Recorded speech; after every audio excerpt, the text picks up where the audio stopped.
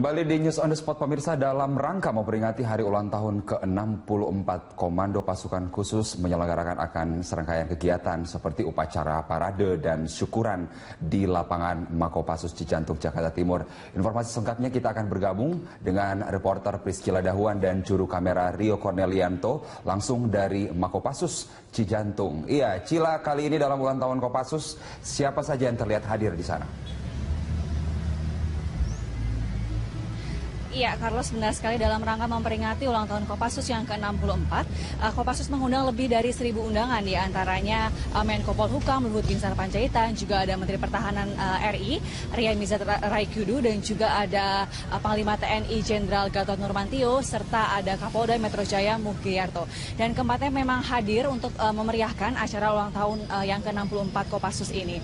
Dan selain itu juga acara ini juga dihadiri oleh para sesepuh dan purna wirawan mantan Kopassus, dan tentu saja acara ini sudah ramai sejak pagi tadi sekitar pukul 9 dan hingga kini pun masih berlangsung, Carlos. Iya, Cila, biasanya dalam sebuah pagelaran ulang tahun angkatan bersenjata begitu militer, kita ada show atau parade yang menarik untuk ditampilkan. Kali ini apa yang ditampilkan di sana, Cila? Ya, Carlos, dengan mengusung tema melalui hari ulang tahun ke-64 Kopassus, kita tingkatkan loyalitas, moralitas, dan integritas guna mewujudkan prajurit Kopassus yang hebat, profesional, dan dicintai rakyat. Tentu saja melalui tema itu, para prajurit ini ingin menampilkan berbagai atraksi yang tentu saja menghibur rakyat yang juga turut hadir untuk menonton serangkaian acara kegiatan ini. Dan juga atraksi dimulai dengan simulasi operasi gabungan, serta ada demonstrasi dari 23 penerjun yang melakukan formasi payung susun tegak. Serta juga ada demonstrasi bela diri dan juga taekwondo yang ditampilkan oleh pasukan Merpati Putih. Serta juga ada unjuk ketangkasan, tentu saja ini semua dilakukan untuk menunjukkan kepada rakyat betapa memang prajurit Kopassus ini memiliki ketahanan yang luar biasa tentunya untuk menghadapi perang-perang ke depannya. Serta memang setelah demonstrasi juga acara ini juga dilanjutkan dengan acara syukuran yang juga diawali dengan peresmian wind tunnel. Serta memang setelah acara syukuran ini juga diikuti dengan pemotongan tumpeng yang dipimpin langsung oleh Panglima TNI dan diberikan kepada para prajurit yang memiliki prestasi terbaik, diantaranya Serka Zulkarnain yang berhasil merangkul tokoh separatis gerakan bersenjata Papua untuk kembali ke pangkuan tanah air. Dan juga ada Sertu Desi yang juga turut mendapatkan penghargaan dengan menjuarai kejuaraan terjun payung hingga tingkat dunia. Dan memang kalau sebelum puncak acara ulang tahun ini memang diadakan serangkaian kegiatan lain sejak minggu lalu, diantaranya ada silaturahmi ke berbagai sesepuh mantan Danjen Kopassus, ada lomba memancing, ada bakti sosial, serta ada gerak jalan santai dan juga servis motor gratis yang juga diperuntukkan untuk rakyat. Serta ada juga lomba lari maraton 64 km, serta ada pemecahan rekor muri yang tentu saja serangkaian acara ini diperuntukkan untuk rakyat Indonesia. Dan memang hingga kini pun acara masih berlangsung dengan serangkaian acara hiburan dan juga para artis ibu kota yang juga turut menghibur dan menampilkan berbagai juga nyanyian dan tarian-tarian bersama dengan ribuan prajurit Kopassus yang ada di sini. Demikian, Carlos. Baik, terima kasih Priscila Dahuan atas informasi dari Anda langsung dari HUT Kopassus pada hari ini. Ya, selamat siang pemirsa dimanapun Anda berada. Senang sekali kami berdua, ada saya Arti Kinos dan rekan saya Grace Blessing bisa kembali menjumpai Anda dan tentunya menemani Anda selama 60 menit ke depan. Dan kami akan memberikan tayangan yang menarik, menambah wawasan Anda dan pastinya inspiratif. Inilah Metropolis yang selengkapnya. Baiklah pemirsa, sudah hampir 3 minggu 10 warga negara Indonesia masih disandra oleh kelompok Abu Sayyaf di Filipina. Berbagai upaya terus dilakukan, salah satunya adalah mempersiapkan operasi militer jika memang diizinkan oleh pemerintah Filipina. Masyarakat Indonesia juga harus atau mungkin sudah siap untuk terjun langsung membebaskan para sandera, ya. Betul banget, Pil. Sebenarnya pemerintah Filipina sendiri sudah mengambil langkah tegas dengan mengirimkan pasukan elit mereka. Namun sayangnya 18 prajurit tewas di tangan pemberontak. Ya, pasukan militer Indonesia sendiri sudah siap jika memang diberi izin oleh pemerintah Filipina untuk melakukan pembebasan. Namun sampai sekarang sayang sekali belum diberikan izin tersebut. Dan harus diakui sebenarnya pasukan elit Indonesia yang dimiliki oleh TNI sudah diakui sebenarnya kehebatannya oleh negara luar, ya. Iya, saya setuju banget, Kina. Dan kita akan sama-sama menyaksikan seperti apa sih pasukan elit yang dimiliki oleh Tentara Nasional Indonesia. Tayangannya berikut ini.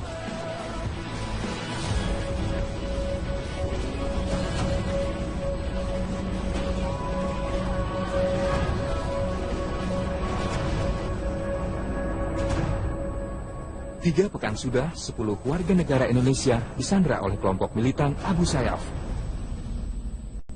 10 warga negara Indonesia ini adalah awak kapal Tongkang Anang 12 yang membawa 7.000 ton batu bara. Mereka dibajak di perairan Tawi-Tawi, Filipina saat berlayar dari Banjarmasin menuju Batanas, Filipina Selatan. Pemerintah Indonesia sendiri menolak membayar uang tebusan kepada kelompok Abu Sayyaf sebesar 50 juta peso atau sekitar 15 miliar rupiah untuk membebaskan sandera. Langkah yang ditempuh adalah jalur diplomatik. Di sisi lain, pemerintah Filipina telah menerjunkan pasukan elit militernya untuk melawan kelompok Abu Sayyaf. Namun dalam sebuah operasi militer beberapa hari lalu, pasukan elit Filipina mengalami kekalahan telak. 18 prajuritnya tewas di tangan pemberontak. Sedangkan dari pihak Abu Sayyaf, 5 orang tewas dan 20 orang lainnya luka-luka. Tenggat waktu pembayaran tebusan sudah lewat, namun belum ada kejelasan kapan 10 WNI ini akan dibebaskan. Pasukan militer Indonesia sendiri sudah siap membebaskan 10 WNI yang disandra kelompok separatis Abu Sayyaf. Namun pemerintah Filipina hingga saat ini belum memberikan lampu hijau. Alhasil pasukan militer Indonesia terus menunggu sampai perintah bergerak diturunkan pimpinan. Kepercayaan diri ini tentu saja sangat beralasan, mengingat sederet prestasi yang pernah ditorehkan pasukan elit Indonesia di kancah nasional maupun internasional.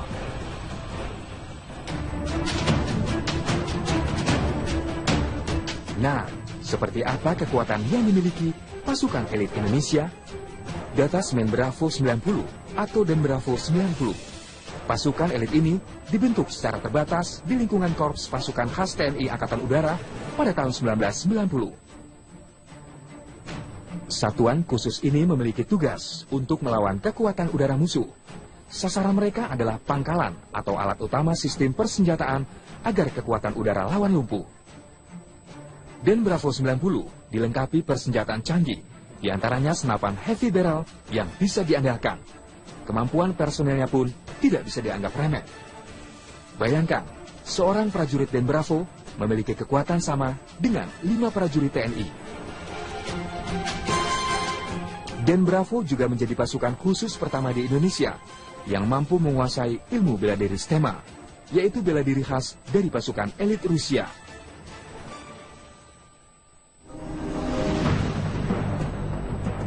Komando Pasukan Khusus atau Kopassus, pasukan elit yang dimiliki oleh TNI Angkatan Darat ini dibentuk pada 16 April 1952. Kopassus memiliki kemampuan bergerak cepat di setiap medan, menembak dengan tepat, pengintaian, intelijen, hingga anti-teror.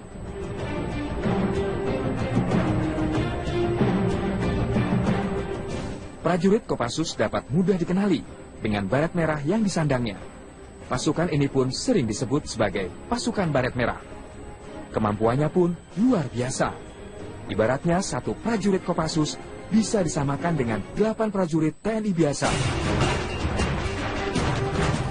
Menurut Discovery Channel Military edisi 2008, Kopassus berada di posisi 3 pasukan elit dunia. Pada pertemuan Elite Force di Wiener, Austria, Kopassus meraih peringkat kedua dalam melakukan operasi militer strategis. Dan lebih dari 80% para perwira Kopassus berpartisipasi dalam acara pelatihan militer di Afrika.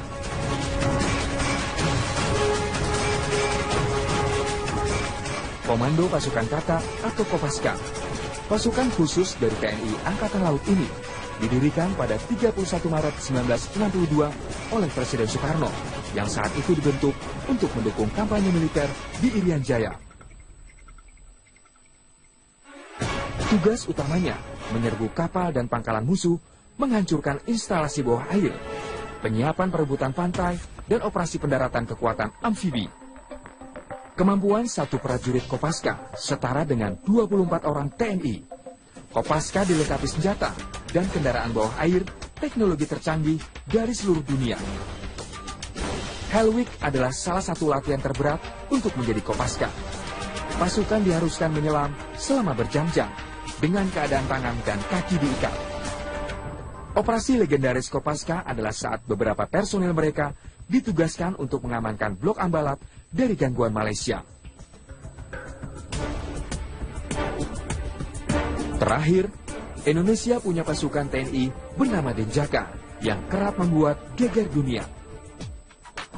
Denjaka kepanjangan dari Detasemen Jalamangkara yang merupakan detasemen pasukan khusus TNI Angkatan Laut. Dibentuk pada 13 November 1984. Denjaka terdiri dari satuan gabungan antara personel Kopaska dan Yonkaifib Korps Marinir TNI AL. Denjaka memiliki tugas sebagai satuan anti-teror, baik di darat atau di laut. Untuk segi tingkat kemampuan, satu orang Denjaka setara dengan 120 orang TNI. Menjadi anggota Denjaka tidak semudah yang dibayangkan. Latihannya sangatlah berat. Salah satunya berenang dengan tangan dan kaki terikat, melewati Selat Sunda sejauh 30 km. Selanjutnya seorang prajurit Denjaka harus bisa selamat. Ketika tangan dan kakinya diborgol, tubuh diikat dengan tali, dijatuhkan ke dalam perairan Selat Bali. Operasi Denjaka bersifat rahasia dan jarang dipublikasikan. Tapi satuan ini dikenal sangat tangguh di medan operasi. Percayalah, kekuatan militer Indonesia tidak kalah jauh dengan negara lain. Mereka siap bertempur demi menjaga keutuhan NKRI.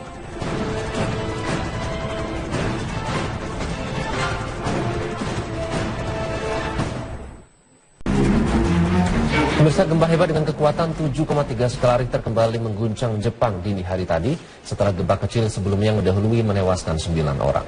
Hingga kini jumlah korban pasti belum diketahui, namun menurut otoritas setempat banyak warga yang terperangkap di dalam rumah maupun gedung yang runtuh.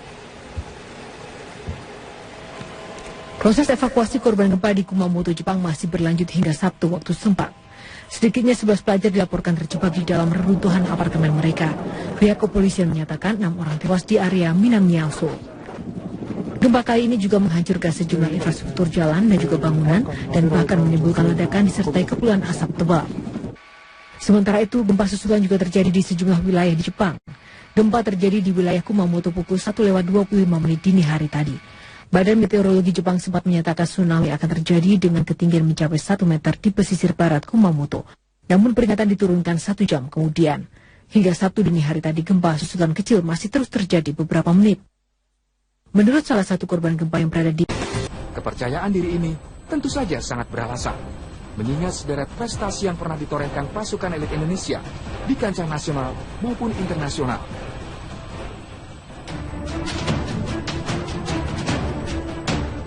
Nah, seperti apa kekuatan yang dimiliki pasukan elit Indonesia? Detasemen Bravo 90 atau Den Bravo 90. Pasukan elit ini dibentuk secara terbatas di lingkungan Korps Pasukan Khas TNI Angkatan Udara pada tahun 1990. Satuan khusus ini memiliki tugas untuk melawan kekuatan udara musuh. Sasaran mereka adalah pangkalan atau alat utama sistem persenjataan agar kekuatan udara lawan lumpuh. Den Bravo 90 dilengkapi persenjataan canggih, diantaranya senapan heavy barrel yang bisa diandalkan. Kemampuan personelnya pun tidak bisa dianggap remeh. Bayangkan, seorang prajurit Den Bravo memiliki kekuatan sama dengan 5 prajurit TNI. Den Bravo juga menjadi pasukan khusus pertama di Indonesia yang mampu menguasai ilmu bela diri STEMA, yaitu bela diri khas dari pasukan elit Rusia.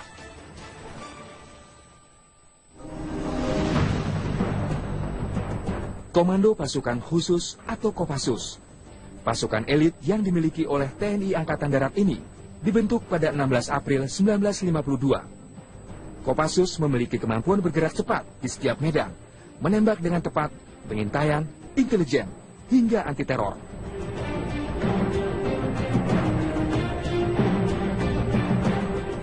Prajurit Kopassus dapat mudah dikenali dengan baret merah yang disandangnya.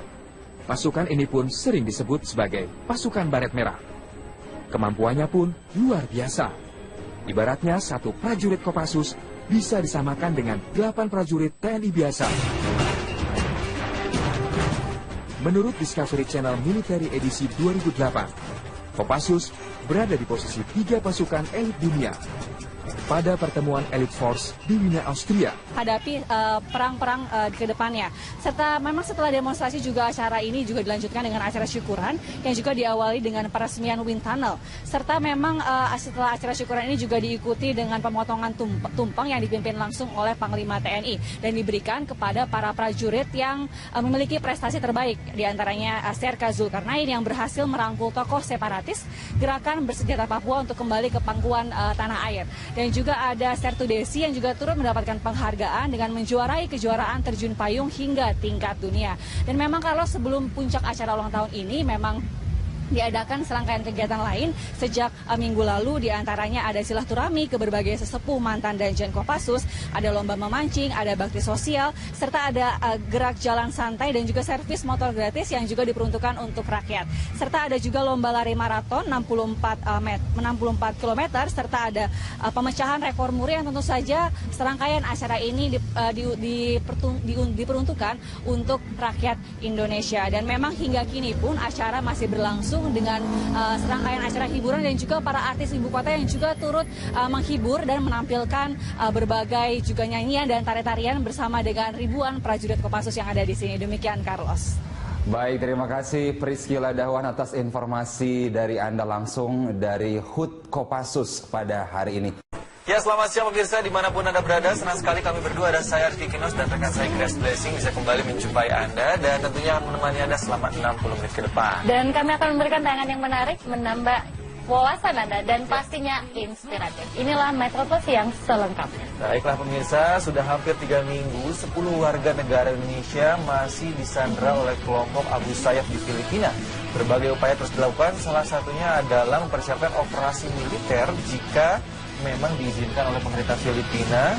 Indonesia juga harus atau mungkin sudah siap untuk terjun langsung membebaskan para sandera ya. Betul banget, Pil. Sebenarnya pemerintah Filipina sendiri sudah mengambil langkah tegas dengan mengirimkan pasukan elit mereka. Namun sayangnya 18. Kembali di News on the Spot pemirsa, dalam rangka memperingati hari ulang tahun ke-64 Komando Pasukan Khusus menyelenggarakan akan serangkaian kegiatan seperti upacara parade dan syukuran di lapangan Makopassus Cijantung, Jakarta Timur. Informasi selengkapnya kita akan bergabung dengan reporter Priscila Dahwan dan juru kamera Rio Cornelianto langsung dari Makopassus Cijantung. Iya, Cila, kali ini dalam ulang tahun Kopassus, siapa saja yang terlihat hadir di sana? Iya, Carlos, benar sekali dalam rangka memperingati ulang tahun Kopassus yang ke-64. Kopassus mengundang lebih dari 1.000 undangan, di antaranya Menko Polhukam Luhut Binsar Panjaitan, juga ada Menteri Pertahanan RI, Ria Mizar Raikudu, dan juga ada Panglima TNI Jenderal Gatot Nurmantio, serta ada Kapolda Metro Jaya Mugyarto. Dan keempatnya memang hadir untuk memeriahkan acara ulang tahun yang ke-64 Kopassus ini. Dan selain itu juga acara ini juga dihadiri oleh para sesepuh dan purna wirawan mantan Kopassus, dan tentu saja acara ini sudah ramai sejak pagi tadi sekitar pukul 9 dan hingga kini pun masih berlangsung, Carlos. Iya, Cila, biasanya dalam sebuah pagelaran ulang tahun angkatan bersenjata begitu militer kita ada show atau parade yang menarik untuk ditampilkan. Kali ini apa yang ditampilkan di sana, Cila? Ya, Carlos, dengan mengusung tema melalui hari ulang tahun ke-64 Kopassus, kita tingkatkan loyalitas, moralitas, dan integritas guna mewujudkan prajurit Kopassus yang hebat, profesional, dan dicintai rakyat. Tentu saja melalui tema itu, para prajurit ini ingin menampilkan berbagai atraksi yang tentu saja menghibur rakyat yang juga turut hadir untuk menonton serangkaian acara kegiatan ini. Dan juga atraksi dimulai dengan simulasi operasi gabungan, serta ada demonstrasi dari 23 penerjun yang melakukan formasi payung susun tegak. Serta juga ada demonstrasi bela diri dan juga taekwondo yang ditampilkan oleh pasukan Merpati Putih. Serta juga ada unjuk ketangkasan yang tentu saja ini semua dilakukan untuk menunjukkan kepada rakyat betapa memang prajurit Kopassus ini memiliki ketahanan yang luar biasa, tentunya untuk prajurit tewas di tangan pemberontak. Ya, pasukan militer Indonesia sendiri sudah siap jika memang diberi izin oleh pemerintah Filipina untuk melakukan pembebasan. Namun sampai sekarang sayang sekali belum diberikan izin tersebut. Dan harus diakui sebenarnya pasukan elit Indonesia yang dimiliki oleh TNI sudah diakui sebenarnya kehebatannya oleh negara luar ya. Iya, saya setuju banget, Kina. Dan kita akan sama-sama menyaksikan seperti apa sih pasukan elit yang dimiliki oleh Tentara Nasional Indonesia. Tayangannya berikut ini.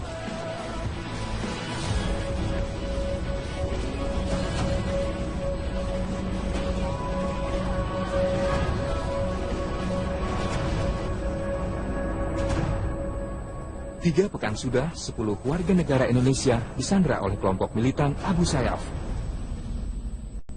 10 warga negara Indonesia ini adalah awak kapal tongkang Anang 12 yang membawa 7.000 ton batu bara. Mereka dibajak di perairan Tawi-Tawi, Filipina saat berlayar dari Banjarmasin menuju Batanas, Filipina Selatan. Pemerintah Indonesia sendiri menolak membayar uang tebusan kepada kelompok Abu Sayyaf sebesar 50 juta peso atau sekitar 15 miliar rupiah untuk membebaskan sandera. Langkah yang ditempuh adalah jalur diplomatik. Di sisi lain, pemerintah Filipina telah menerjunkan pasukan elit militernya untuk melawan kelompok Abu Sayyaf. Namun dalam sebuah operasi militer beberapa hari lalu, pasukan elit Filipina mengalami kekalahan telak. 18 prajuritnya tewas di tangan pemberontak. Sedangkan dari pihak Abu Sayyaf, 5 orang tewas dan 20 orang lainnya luka-luka. Tenggat waktu pembayaran tebusan sudah lewat, namun belum ada kejelasan kapan 10 WNI ini akan dibebaskan. Pasukan militer Indonesia sendiri sudah siap membebaskan 10 WNI yang disandra kelompok separatis Abu Sayyaf. Namun pemerintah Filipina hingga saat ini belum memberikan lampu hijau. Alhasil pasukan militer Indonesia terus menunggu sampai perintah bergerak diturunkan pimpinan. Kopassus meraih peringkat kedua dalam melakukan operasi militer strategis. Dan lebih dari 80% para perwira Kopassus berpartisipasi dalam acara pelatihan militer di Afrika.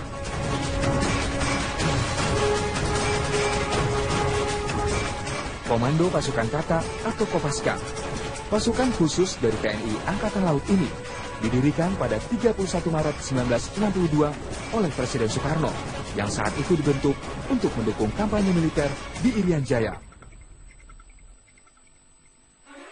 Tugas utamanya menyerbu kapal dan pangkalan musuh, menghancurkan instalasi bawah air, penyiapan perebutan pantai, dan operasi pendaratan kekuatan amfibi.